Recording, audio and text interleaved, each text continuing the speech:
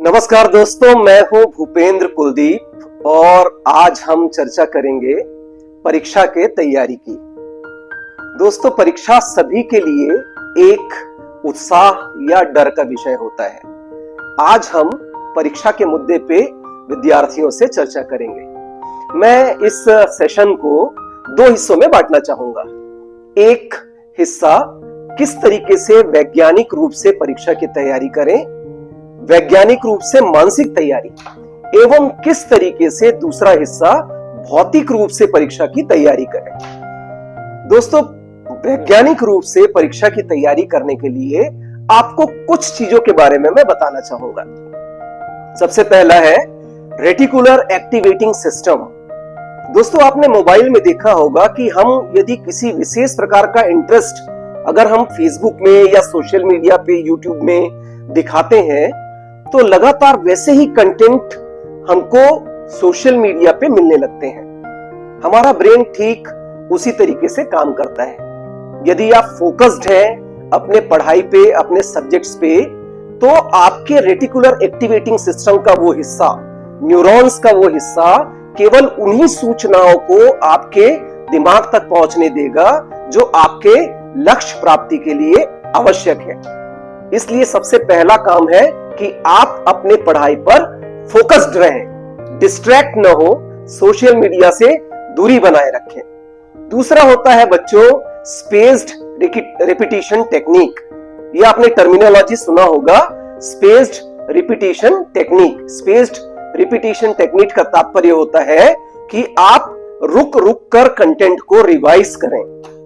For example, यदि आप मुझसे एक बार मिले हैं तो संभव है कि लाइफ में आप मुझे भूल जाए, लेकिन अगर आप मुझसे 3 बार मिल लेते हैं तो हमारा ब्रेन जो है वो रीड ओनली मेमोरी की तरह काम करता है। मतलब स्थायी मेमोरी में आपके मैं चला जाऊंगा। ठीक उसी तरीके से अगर आपने किसी कंटेंट को, अपने सिलेबस को, अपने पाठ्यक्रम को 3 बार रिवाइज कर लिया है तो याद रखिए आप मुझे जीवन भर नहीं भूलेंगे, क्योंकि ये आपके रीड ओनली मेमोरी में चला जाता है। तो इसलिए ये तरीका अपनाएं, स्पेस्ड रिपीटिशन टेक्निक। आप चाहें तो इसे माह में बांट लें, सप्ताह में बांट लें, दिनों में बांट लें। ऐसा ना हो कि आगे पाठ और पीछे सपाट वाली स्थिति बन जाए। इसलिए दोस्तों स्पेस्ड रिपीटिशन टेक्निक फॉलो करें और हर एक हफ्ते बाद या हर एक महीने बाद पुराने विकल्पों को फिर से तलाशें, उनको ढूंढें, रिवाइज करें, ताकि आपका दिमाग जो है वो फ्रेशन अप होता रहे और दिमाग में वो कंटेंट रीड ओनली मेमोरी की जगह में चले जाए। तीसरा तरीका होता है दोस्तों परेटो रूल। ये आपको जानना जरूरी है। परेटो रूल का तात्पर्य होता है कि आप मिनिमम आउटपुट से मैक्सिमम आउटपुट कैसे निकाल सकते हैं। देखिए दोस्तों, ये हम सभी के लिए संभव नहीं है कि हम पूरा सिलेबस जो है वो कवर कर पाए। किसी के आईक्यू लेवल्स कम होते हैं, किसी के ज्यादा होते हैं। तो क्या करें? आपके मेंटर्स, आपके गाइड, आपके टीचर्स आपके साथ हमेशा साल भर उपस्थित रहते हैं। जब भी एग्जाम के पहले आप उनसे सवाल करेंगे कि सर इसमें से वीआईपी क्वेश्चंस कौन कौन से हैं या महत्वपूर्ण क्वेश्चंस कौन कौन से हैं, वो आपको एक्यूरेटली बता पाएंगे कि ये टिक करो और इन चीजों पे ज्यादा फोकस्ड रहो। दोस्तों, इसको हम बोलते हैं बिजनेस लैंग्वेज में परेटो रूल, मतलब मिनिमम इनपुट से मैक्सिमम आउटपुट। हालांकि ये बिजनेस का लैंग्वेज है, लेकिन आप विश्लेषण करिए कि किस प्रश्न की आने की संभावनाएं सर्वाधिक है। इन चीजों का विश्लेषण करिए, अपने टीचर से बात करिए और उन चीजों पे ज्यादा फोकस्ड रहिए जिनके आने की संभावना परीक्षाओं में ज्यादा बनती है। चौथा है कलर मैट्रिक्स। कलर मैट्रिक्स का तात्पर्य होता है कि अगर आप अपने पाठ्य पुस्तकों को कलरफुल देखेंगे, मतलब आपकी चीजें दिमाग में कलर के रूप में बसती हैं। फॉर एग्जाम्पल, जब आप ए फॉर एप्पल कहते हैं तो आप अपने दिमाग में कल्पना करते हैं एक लाल लाल कलर के गोल सेब की, जो लाल कलर का होता है, और वो कल्पना ही एक्चुअली में उसको एप्पल बनाती है। तो अगर आप कलरफुल टेक्स्ट बुक पढ़ते हैं, अगर आपके पास कलरफुल टेक्स्ट बुक की किताबें अवेलेबल हैं, तो कृपया कलरफुल टेक्स्ट बुक किताबें यूज करिए। नोट्स बनाते समय भी आप कलरफुल पेंसिल्स का, पेन का उपयोग करिए ताकि आपको कलर के अनुसार आपको आपके टेक्स्ट जो है वो याद रहे। तो ये वैज्ञानिक तरीके हैं जिससे आप अपनी पढ़ाई को बेहतर बना सकते हैं और एग्जाम में बेहतर रिजल्ट पा सकते हैं। दूसरा होता है भौतिक रूप से आप कैसे तैयारी करें। मैं दो चीजों में इसको विभक्त करना चाहूंगा, एक एग्जाम हॉल के बाहर आपके रूटीन लाइफ में और दूसरा एग्जाम हॉल के अंदर आप कैसे करें। एग्जाम हॉल के बाहर में आपको अपनी सबसे पहली चीज याद रखनी है कि रूटीन आपका बहुत ही अच्छा होना चाहिए।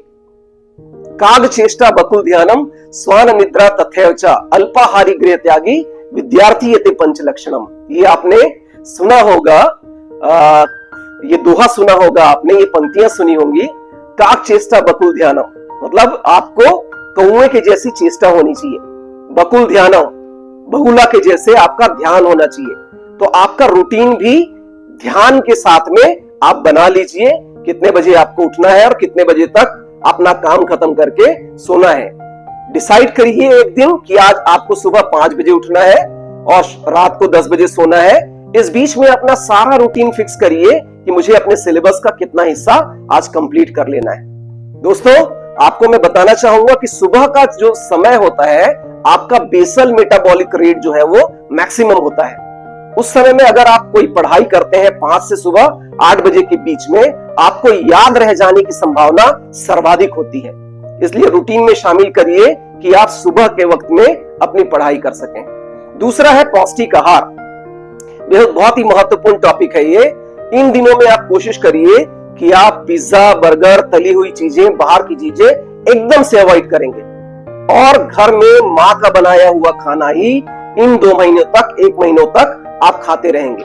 अगर आप स्वस्थ रहेंगे तो ये आपके परीक्षा फल को बेहतरीन ढंग से प्रभावित करता है। अगर आप बीमार पड़ जाएंगे तो अच्छे से हॉल में लिख नहीं पाएंगे। इसलिए कोशिश करिए कि आप घर का पौष्टिक आहार लें, फ्रूट ज्यादा खाइए, काफी मात्रा में पानी पीजिए और स्वस्थ रहने की कोशिश करिए। तीसरा है कि पढ़ाई के दौरान आप ब्रेकअप्स लीजिए। इन ब्रेकअप्स में आप क्या करें, आपकी हॉबी की चीजें इन्वॉल्व करें। अगर आपको गाने सुनने पसंद है तो गाने सुने, आपको कविता लिखना पसंद है तो कविता लिखें, आपको मूवी देखना पसंद है तो मूवी देखें, गुपचुप खाना पसंद है तो गुपचुप खाने जाएं। लेकिन पढ़ाई के दौरान में बीच बीच में आप गैप लें। आपको गार्डनिंग पसंद है तो गार्डनिंग करें, किताब पढ़ना पसंद है तो किताबें पढ़ें, लेकिन ब्रेक लें। ये बहुत ही आवश्यक है आपकी मेमोरी को रिफ्रेश करने के लिए। इसलिए ब्रेक लेना अत्यंत आवश्यक होता है अपनी पढ़ाई के दौरान। चौथी चीज है आपको अच्छी नींद लेनी है। आप कोशिश करिए कि हर दिन में 10-15 मिनट की एक्सरसाइज करें, वॉक करने जाएं, बाहर घूमने जाएं, स्वच्छ हवा का आनंद लें ताकि आपको बेहतर नींद प्राप्त हो सके। दोस्तों, अगर आप अच्छी नींद लेते हैं ना तो आपकी मेमोरी जो है वो 10 गुना स्ट्रांग हो जाती है, ऐसा वैज्ञानिक बताते हैं। तो दोस्तों, ये 4-5 चीजों को फॉलो करके आप भौतिक रूप से परीक्षा के दौरान अपनी तैयारी को मजबूत बना सकते हैं सफलता प्राप्त करने के लिए। अब मैं बताऊंगा आपको परीक्षा हॉल के अंदर में आपको किस तरीके से तैयारी करनी है। सबसे पहले आपको ध्यान रखना है समय प्रबंधन, टाइम मैनेजमेंट। अगर आपके 5 यूनिट आ रहे हैं, 20 नंबर के सवाल है, तो आपको कितने ड्यूरेशन के लिए एक सवाल को समय देना है ये तय करना आवश्यक है आपको। मैं जब कॉम्पिटिटिव एग्जाम्स देता था, मैं जब पढ़ाई करता था, तो मैं इन्हीं तकनीकों को फॉलो करता था। तो समय प्रबंधन कीजिए। अगर एक सवाल के लिए आपको 30 मिनट चाहिए तो 30 मिनट से ज्यादा मत लिखिए, उसको छोड़ दीजिए, कंक्लूड कर दीजिए और उसके पश्चात आप अगले सवाल पे चले जाइए ताकि आपको पूरे 5 यूनिट हल करने का पर्याप्त समय मिले। मैं एक ऐसे पोस्ट पे हूं जहां पे बच्चे अक्सर आते हैं और मुझे कहते हैं कि सर हम केवल 3 यूनिट हल कर पाए, क्योंकि समय प्रबंधन जो है वो नहीं कर पाए परीक्षा हॉल के अंदर। तो पहला चीज है समय प्रबंधन, ये आपको सीखना आवश्यक है। टाइम देखिए, 30 मिनट में अगर आपको एक सवाल हल करना है तो केवल 30 मिनट दीजिए, फिर अगले सवाल में बढ़ जाइए। उसके लिए स्पेस छोड़ दीजिए जहां पे आपने उस सवाल को खत्म किया और अगले सवाल में बढ़ जाइए। आखिरी में आपके पास समय बचे तो उसको कंक्लूड कर दीजिए। दूसरा इंपॉर्टेंट चीज होता है कि आईक्यू लेवल। आप देखिए कि आप एग्जाम हॉल में अंदर जाने से पहले अचानक अपने पन्नों को रिवाइज करते हैं और मैक्सिमम टाइम ऐसा होता है कि एग्जाम हॉल में जाने के बाद प्रश्न पत्र में वही चीजें आती हैं जो आपने आखिरी मोमेंट पे रिवाइज किया है। इसका तात्पर्य ये है कि आपका जो मस्तिष्क होता है अपने हाइपर स्तर पे, अपने हाईएस्ट स्तर पे काम करता है किसी परीक्षा हॉल के जाने के पहले। इसी टेम्पो को अगर आप साल भर बनाए रखेंगे, यकीन मानिए आप उस एग्जाम में न केवल सफल होंगे बल्कि टॉप करेंगे। तीसरा इंपॉर्टेंट होता है प्रेजेंटेशन। जब मैं एमएससी करता था तो मैं इस सब चीजों के बारे में जानता नहीं था कि प्रेजेंटेशन कैसे करना है, जबकि जो टीचर्स होते हैं जो एग्जामिनेशन में उत्तर पुस्तिकाएं चेक करते हैं, वो न जाने अपने घर से किस हालात से आते हैं, पत्नी से लड़ के आए हैं, बेटे को डांट के आए हैं, हम नहीं जानते। अगर वो 100 कॉपी चेक कर रहे हैं या 60 कॉपी चेक कर रहे हैं तो ये ऑब्जर्व करते हैं कि किस बच्चे ने कितने अच्छे ढंग से लिखा है। तो आप अपने प्रश्न को चाहे तो 3-4 खंडों में विभक्त कर सकते हैं। पहला है इंट्रोडक्शन या प्रस्तावना। अपने प्रश्न की आप प्रस्तावना लिखिए जिसमें आप इतिहास लिख सकते हैं, उसके बारे में सामान्य जानकारी लिख सकते हैं। दूसरा है मेथोडोलॉजी। मेथोडोलॉजी मतलब अंदर के कंटेंट जो सवाल में एक्चुअली में पूछा गया है उसके बारे में आप पॉइंटली डिस्क्राइब करें। तीसरा होता है कंक्लूजन, कि आप निष्कर्ष व्यक्त करें कि ये सवाल पूछने के मायने क्या थे, उसकी उपयोगिता क्या है। और चौथा होता है बिब्लियोग्राफी। बिब्लियोग्राफी का तात्पर्य होता है आपने उस कंटेंट को किस किताब से पढ़ा है। ये बहुत महत्वपूर्ण है दोस्तों। जब मैं एमएससी करता था तो मैं बिब्लियोग्राफी में मैंने एमएससी माइक्रोबायोलॉजी में किया है, तो बिब्लियोग्राफी में मैंने नीचे में एक बॉक्स बनाया और उसमें मैंने लिखा textbook of microbiology edition 1991 and writer Kate Winslet. मुझे किताब के राइटर का नाम अचानक याद नहीं आया, लेकिन मैंने एमएससी गोल्ड मेडल रविशंकर विश्वविद्यालय से लिया, गोल्ड मेडल लिया। हालांकि जब एग्जामिनर ने उस आंसर शीट को चेक किया होगा तो उनको यह अंदाज भी नहीं हुआ होगा कि इस राइटर की कोई किताब मिलती भी है या नहीं, क्योंकि केवल मुझे मालूम था कि उस किताब के राइटर केट विंसलेट जो है वो उस समय टाइटैनिक फिल्म की हीरोइन का नाम था। दोस्तों ये अपार्ट फ्रॉम जोकिंग कि ये बिब्लियोग्राफी जो है वो एक अलग इंपैक्ट छोड़ता है। अगर आपने अलग जगह से प्रेजेंटेशन किया है तो चेक करने वाले के दिमाग में आपको एक्स्ट्रा नंबर देने के ख्याल ऑटोमेटिकली आ जाएंगे। तो प्रेजेंटेशन बहुत ही ज्यादा मायने रखता है। और चौथा इंपॉर्टेंट चीज है कॉन्फिडेंस। देखिए एग्जाम हॉल के अंदर जाने के पश्चात आप कम से कम 10 बार गहरी सांस लीजिए, इससे आपकी वाइटल लंग कैपेसिटी बढ़ जाती है। मतलब ऑक्सीजन की जितनी मात्रा आपके फेफड़ों में भरनी चाहिए नॉर्मली उतनी मात्रा भरती नहीं है। सामान्यतः सांस लेने पर यह 300 से 600 ml होती है, लेकिन जब आप गहरी गहरी आंख बंद करके 10 बार सांस लेते हैं तो पॉसिबिलिटी है कि ऑक्सीजन की 1500 ml की मात्रा आपके फेफड़ों में भर जाए, जो आपके मस्तिष्क को ज्यादा ऑक्सीजन प्रदान करेंगी। आपका अपने ऊपर भरोसा बढ़ेगा, आत्मविश्वास बढ़ेगा और आपकी याददाश्त, आपकी मेमोरी जो है वो ज्यादा शार्पली काम कर पाएगी। और अंत में एक चीज कहना चाहूंगा दोस्तों कि परीक्षा जीवन से बड़ा नहीं होता। कोई भी मार्कशीट ये तय नहीं करती कि आप जिंदगी में सफल होंगे या असफल। मैं 12वीं में 2nd डिवीजन पास हूं, लेकिन मैं आज एक बहुत ही बड़े विश्वविद्यालय में कुल सचिव या रजिस्ट्रार के पद पे कार्यरत हूं, जिसके अंडर में 158 कॉलेजेस है और लगभग 2.25 लाख स्टूडेंट पढ़ते हैं।